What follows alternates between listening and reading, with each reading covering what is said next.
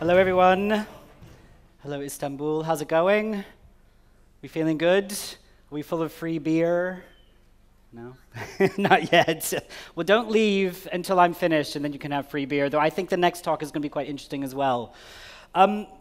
We all know about cars that can drive themselves, right? We've been reading about this and seeing about this. What if I told you that by 2030, machines will be able to compose top 40 pop songs? Pretty interesting. Poor Beyonce, she'll be out of a job. Pretty scary. Or is it scary? What if I went further, though, and told you that by 2060, artificial intelligence will be able to replace all human tasks? That starts to feel pretty scary, doesn't it? Because it starts to make us question, what's going to happen to us? What's going to happen to us as people, as designers on Earth? So I'm Christopher Lee Ball. I'm coming from London, and today I want to talk to you about creativity, and specifically about how I think creativity is going to be very quickly the one thing that separates us from the intelligent machines that are going to start to take over the world. Sounds a bit intense. To learn how to get this thing working. So this guy is called Kiyosaki, and he wrote a book called Rich Dad, Poor Dad. And I think what's quite interesting when you read some of the stuff he's written about the future, he very much talks about the present, and almost as if we're already the robots. As if we are mindlessly performing these tasks that are going to become obsolete pretty quickly. And we're sort of desperately holding on to this old way of living as new technologies sort of come in constantly all around us. And we're at a crossroads. And what that means for us is that we really have to start thinking differently about how we approach problems and how we approach the world in front of us. And I think creativity is really at the center of that. Before I get to that, though, and before I get to sort of where the future is going, I kind of want to talk about the past just for a few minutes. This isn't a history lesson. Don't worry, again, you're going to have some free beer soon. But I want to actually start here in the 18th century, pretty much the century when I feel like I was born. This was when the first industrial revolution started. And the first industrial revolution was very much about using water and steam power to mechanize production. Humans had been evolving to use tools for millions of years before this, but this was using tools on an epic grand scale. This was harnessing the power of the environment in order to do what mankind wanted to do. This was also the first time in history when, for the majority of humanity, the quality of living started to rise consistently. Then we get into the second industrial revolution. The second industrial revolution, thanks to people like Henry Ford, is the moment when electricity was used to create mass production. It's also the moment when those burgeoning middle classes with this newfound money that they were getting could buy these cars, they could buy washing machines, they could buy dryers, they could buy televisions, etc. The third industrial revolution, which is much more recent, middle of the last century, is when machines really started to come to life. This is when electronics and information design came together and started to properly automate production. This is the moment when the human being started to drift away from the production process. You don't really need humans in this sort of a situation, except for a few to control what's going on in the factory. Now we're faced with a fourth industrial revolution, and it's quite exciting. It's a really interesting time. We're seeing the fusion of a lot of technologies that are blending the realms of digital, the realms of biological, the realms of what it means to be human versus what it means to be a machine. We're seeing things like this. This is called the Bloom, and it's a small device that pregnant mothers can use, and it does electrical readings, and it gives information back to the mother about her unborn child and also about her own body. And it effectively optimizes the experience of pregnancy in much the same way that Fitbit optimizes the experience of exercise. And it is also, interestingly, where we see unlike the third industrial revolution, where technology started to push the human away, this is technology starting to invade our bodies. For those, of course, who can afford it. Now, I'm old enough I'm old enough that this is how I pass my time. Kidding, I'm not that old. This is actually Google's DeepMind AI software, and even though this looks quite simple, what it's doing, even though it's not animated, what it's doing is it's learning 1 of 40 video games just by observing the pixels on the screen. It's quite a feat of problem solving. And what I think it shows us is that when machines start to learn how to teach themselves, and they're already doing this, the speed of innovation becomes much, much greater. Whereas in the first 3 industrial revolutions, the speed of innovation was very linear. In the 4th industrial revolution, we're talking about a speed of innovation that is beyond belief. You know, we're moving into realms of things that we've never seen before. And it's quite scary and exciting at the same time. Of course, it's disrupting everything. Every industry is disrupted.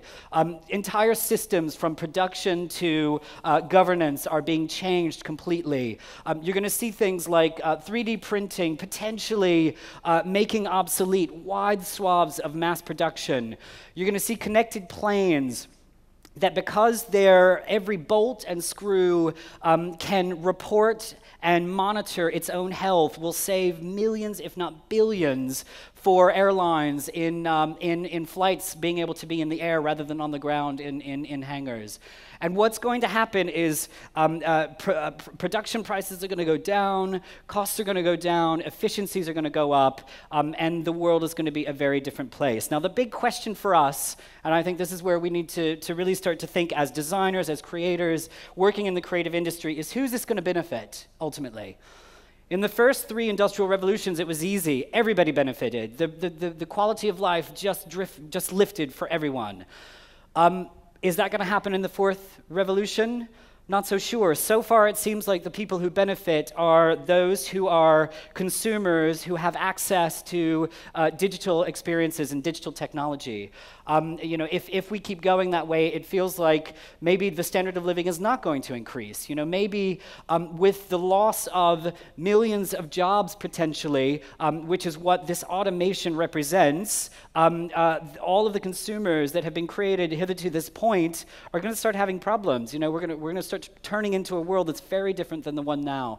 So I think it's really important that we continue to think about how we approach design and how we approach the way we want to create this new world in order to make sure that the inequalities that we've been slowly wiping out continue to be wiped out over time. It's a really interesting report done last year by the World Economic Forum, and they effectively researched what are the top skills that you're going to need in 2020, which is really when this 4th industrial revolution is going to start being in full swing. What are the top skills you're going to need? And if you compare them to 2015, you see that creativity has pretty swiftly moved up from 10th place to 3rd place. I think that's pretty amazing. That's a pretty amazing observation about what creativity is going to be in the future. I would go further, though, and argue that in 15, 20 years after this, after 2020, when machines have learned to solve complex problems as well or better than we have, and I guarantee you they will, and when machines have learned to think just as critical, if not more critically than we have, then creativity is the one thing separating us from a world of machines. Not to sound too James Cameron about it. So what does that mean? Where does that put us as creators, as designers, as people? So creativity, super important. It's going to help us potentially solve inequalities. It's going to help us make sure we keep things in balance over time. But practically, what does that mean? Does that mean that every man, woman, and child will have to go out and create an app or create a business model or do some sort of service design?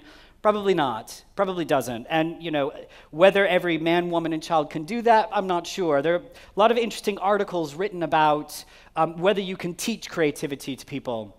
And the general consensus seems to always be that if you give them the right tools and the right time and the freedom, or sometimes the restriction, then yes, you can often teach creativity. So yes, I think the mass of population can become more creative. But in general, that's probably not the answer. I think the answer is more with us in this room, and that is that we have to take more responsibility for our own creativity. We have to think about how can we be more creative? How can we be more innovative? How can we think about the world around us in a very different way that's going to allow us to do things other than just answer a client brief, but instead make the world a better place? Because I think that's what creativity should be doing and can be doing. And it's a really important idea. At the same time, helping other people be creative is going to be very important. So I mentioned that lots of people think that you can train creativity. What I think is also interesting is that if you look in the last 20 years, there's been this explosion of formats and channels where people can be creative, and anybody can be creative.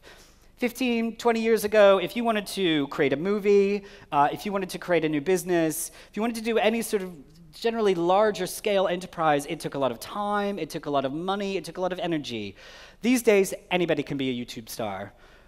Anybody can start their own business. I'm sure we all have an idea for a killer app that we're working on, or some of us at least. So it is entirely possible. It has all been democratized now to the point where almost anyone can do this if, of course, they have the time, if they have the tools, and if they have the freedom in order to express their creativity. Now, there is a dark force, I think, running underneath some of this. I haven't looked at the program. I don't know if anyone or a lot of people have been talking about data. I think data is important. It's interesting. But if we're gonna remove the shackles of industrial drudgery from us, if we're gonna like pull ourselves into much more creative space, in a lot of ways we have to be very aware that data is actually in some ways the antithesis of creativity. If you tell me that a machine is going to watch me, learn about everything I like and do, and then start to recommend to me everything that it thinks that I want, that I need, that I should have, that's not creativity.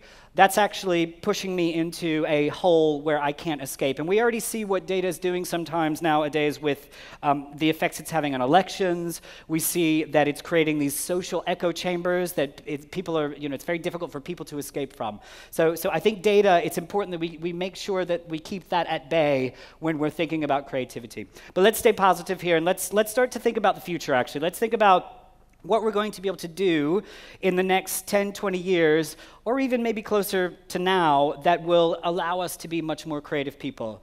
Who's seen this film?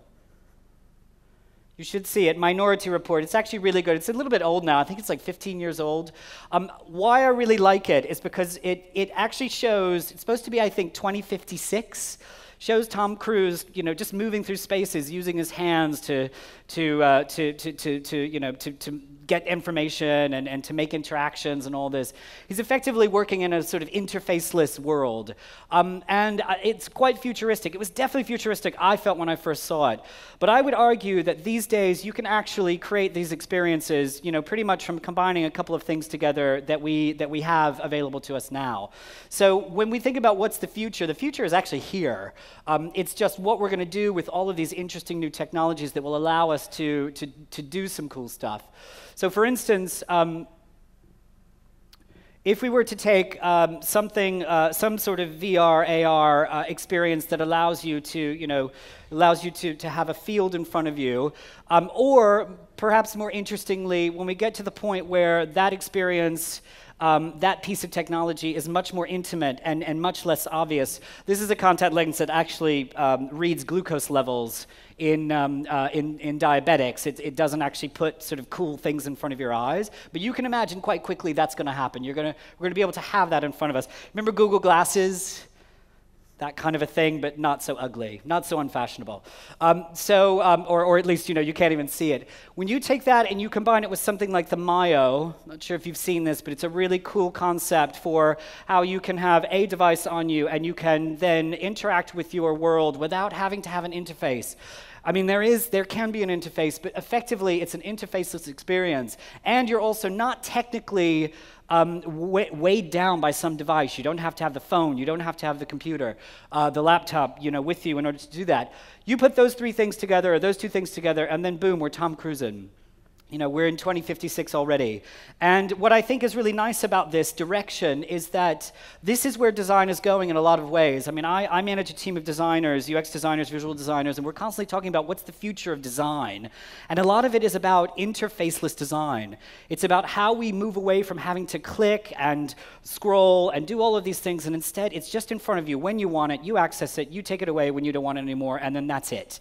And so I think the accessibility of this will be quite good for a lot of people in the future. Of course, we have interfaceless interfaces now. You know, we have now sound design, voice design. It's becoming much more popular. Lots of briefs are coming into the agency that I work for, clients asking us, what do we do with voice? What should we be designing with voice? So it's a really interesting question. And there are now also voice design agencies, voice experience agencies that are popping up all over the place. And the core of their offering is called VXD, Voice Experience Design, and it's a mixture of screenwriting, customer journey mapping, and sound coding or speech coding. And it's really interesting. It's a really interesting direction. Again, it's very accessible. What's more accessible than the human voice? You know, and common speech. What is not accessible, and if we think about the future and thinking about making the world more accessible in total, these are still hundreds and hundreds of dollars each. So we have a long way to go before this is going to be in the hands of everybody. Sorry, that was let's see if I can get back there. Yeah, this Microsoft is talking about conversation as design. You know, I don't know how many of you in the room are designers, but chatbots are like the hot thing right now. We're all talking about what do we do with chatbots? How do we put chatbots into the overall customer experience? And chatbots are great. They're very interesting. It's a great way of combining together lots of sources of data and using an automated, effectively computer-driven experience to give you suggestions and speak back to you. And it is in a very human voice in a lot of ways, and so it is very interesting. The problem with chatbots, in terms of our question of how does creativity make the world a better place, is so far they're just personal assistants. I'm not really seeing a lot of really interesting directions that chatbots are going in that are going to help the world. But you could imagine that in the future, when we're trying to make universal healthcare a thing for everyone in the world, this could be an interesting way of doing that. You know, this could be an interesting way to connect people who have health issues in a much more cheaply way to doctors or healthcare professionals in order to get information. When we do see the interface, it's coming back into, looking at VR, AR, and how it might be used, it's in scenarios like this, which I think is quite interesting. You know, it's a mother and a daughter and her father, and he's helping her do the plumbing. That's nice. That's really sweet. That's so middle class. It's great, but I think it's much more interesting when we think about the use of this. You have soldiers on a battlefield. One is injured. They don't have a doctor with them, and so they can patch into a surgeon 3,000 miles away, and those soldiers can be instructed to perform life-saving surgery on their comrade. I think that's probably much more interesting than helping your daughter fix her plumbing, even though that's quite important, I'm sure, to a lot of us. Google Tilt Brush is a really cool concept, and I love the idea that you could use a lot of different brushes and create a three-dimensional space, with some sort of AR, VR. You can save it, you can walk through it, walk around it. Super, super cool stuff. The question is, it's great for artists, it's great for fashion designers, I totally get that. But it's also great for people like architects or town planners. And in the future, they could be using this. But the question is, are they going to use this to design and build enormous mansions for wealthy people? Or are we talking about using this for the better of society as a whole? I talked earlier about technology coming back into the body. And I guarantee you in 5 years, we're all going to be chipped. I think we're all going to have chips in our bodies. And the reason I say that is because if someone came to me, if a startup came to me and they said, listen, I will promise you I can add 5 years to your life if you let me put a chip in your body, and that chip will monitor every system, every chemical, every heartbeat, every rhythm, every rate, and it will help you optimize your health in a way that has never been possible before, I would totally do it. That's 5 years added to my life. I would totally do it. And so I think this stuff is going to be much more available and much sooner than we actually think it is, even though it's quite scary to think about what it's like to chip bodies. But again, great. You know, I as a middle class visual designer, UX designer, want to get rid of my belly. Fantastic, I'll use that chip. But I think it's probably more interesting if we think about wide swaths of society that have poor health, poor hygiene, poor nutrition, and how this technology might actually be able to help them. Of course, technology gets closer to the body, and it's also attempting to replace the body. Here we have extremely creepy robots, because they always are creepy. And these were made by Osaka University, and they were made actually with the purpose of testing how robotic facial expressions, how they were received by humans. You know, how the actual social elements of looking and receiving looks back were then taken by humans. And I think it's really interesting, because what they're attempting to do is make these obviously as realistic as possible. Whether they will be or not, I'm not sure. But there is one thing about robots like this. There are millions of people who suffer from intense depression in the world coming from loneliness. And I'm not going to suggest that this is the cure to that, but it might be the start of something.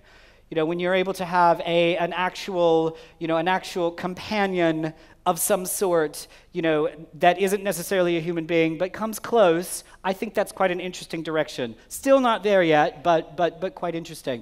Of course, all of this hinges on the technology of reading faces and emotion, and being able to both read that and actually play that back through a robot.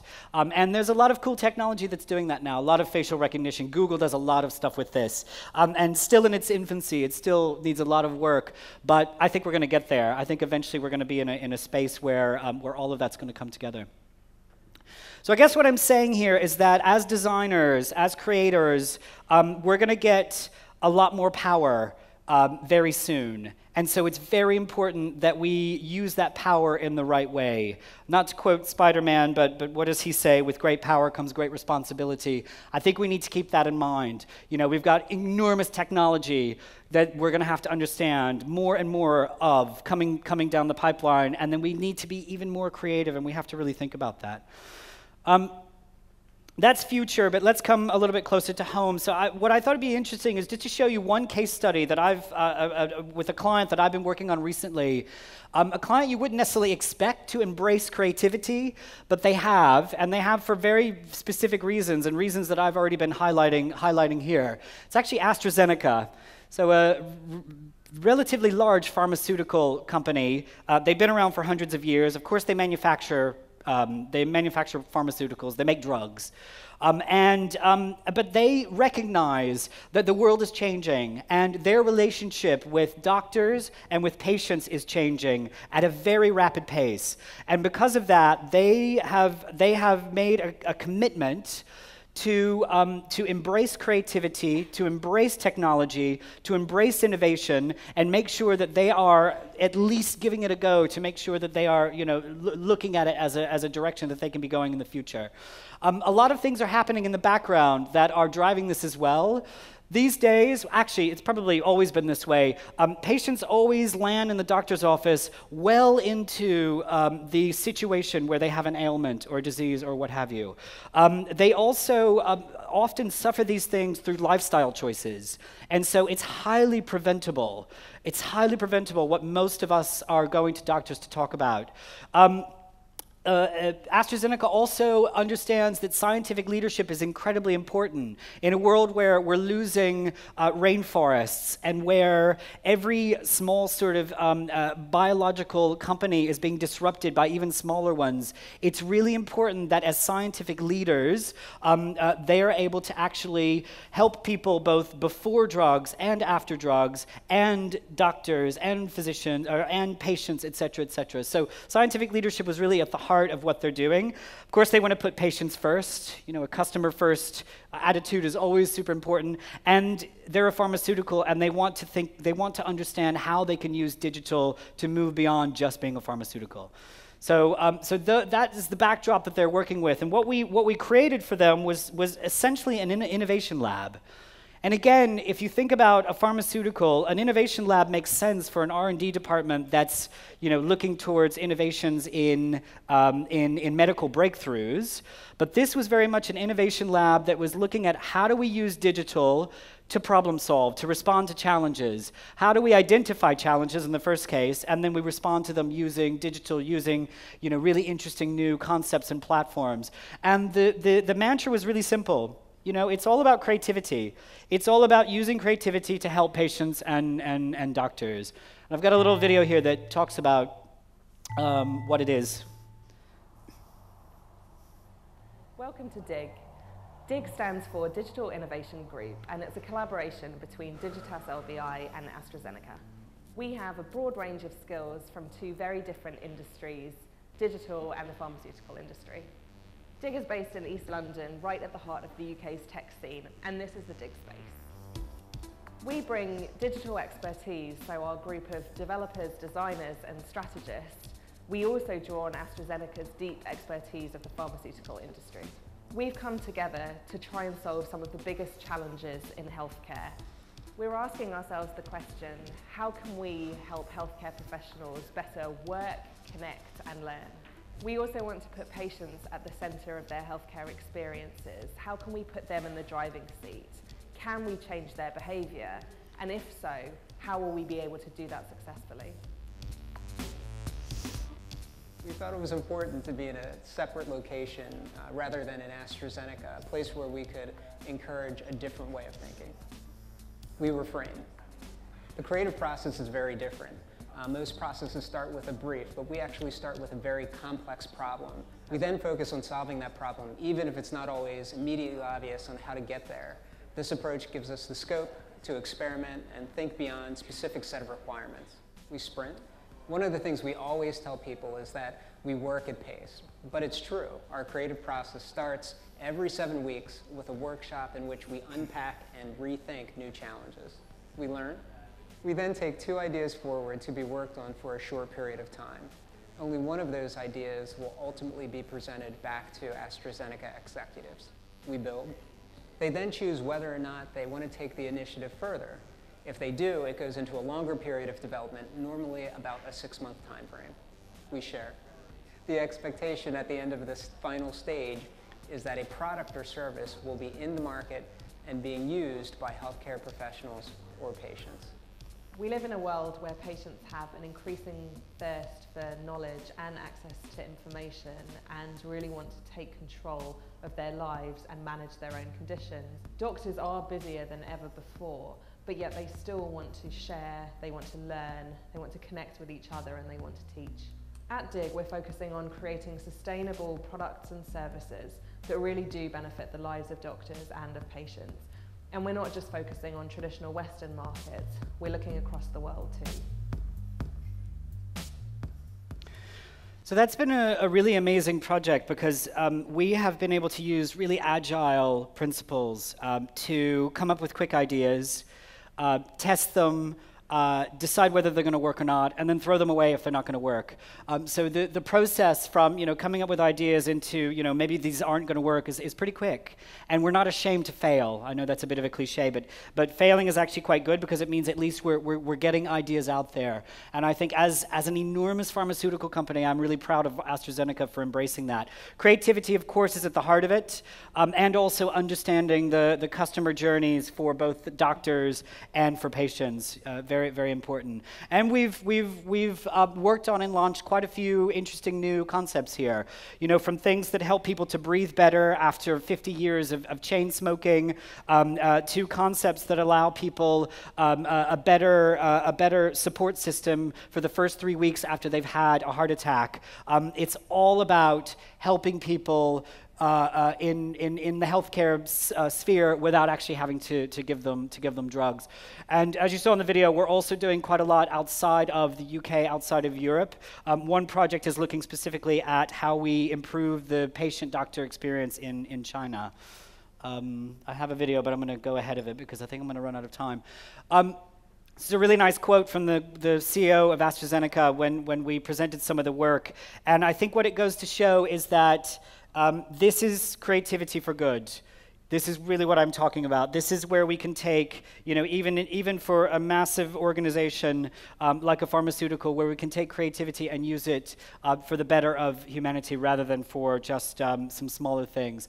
This guy actually was the first to write about the Fourth Industrial Revolution, and I quite like his relatively upbeat take on it, because you could imagine it could end in sort of James Cameron-style machines taking over the world, but that's probably not what's going to happen, and I think it's up to us in this room to make sure that that's not what's going to happen. Anyway, that's all I have to say. I thank you for listening.